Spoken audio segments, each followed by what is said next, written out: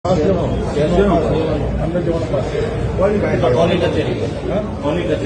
મહાનગરપાલિકાની કચેરી. हाँ तो અમે કઈ પાકિસ્તાનીઓ છીએ તો હું પાસ પણ અમારા બાપની કચેરી જવામાં અમને રોકવાના.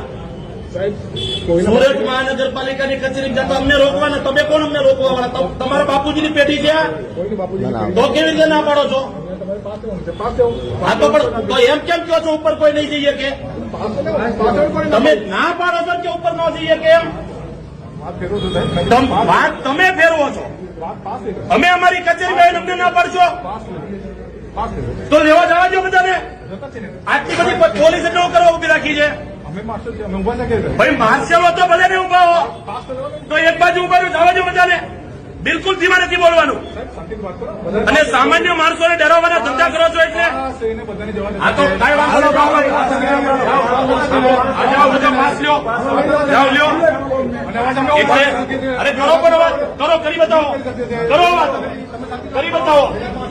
નહીં અવાજ ઊંચો કરી બતાવો.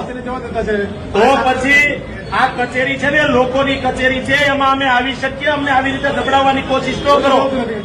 આટલી બધી પોલીસ ઉભી રાખી જો ને એમ કે ઉપર ન થઈ શકે. આ ગેટ બંધ રાખી બેઠા છો. આ કેમ ગેટ બંધ રાખી બેઠા છો? આ તો અમે મજબૂતાઈથી લડવી એટલે બાકી સામાન્ય માણસ. અને અમે સ્કૂલની માંગણી કરીએ કે ખોટું કરીએ છીએ? અમે સ્કૂલની માંગણી કરીએ કે ખોટું કરીએ છીએ? અને અમારી માંગણી કોઈ ગરીબ બાળકોના શિક્ષણ માટેની છે. અને તમે બધા વર્દી પહેરી હુકા માટા મારો છો?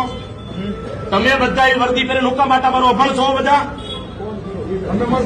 અભણ છો કે ભણેલા છો?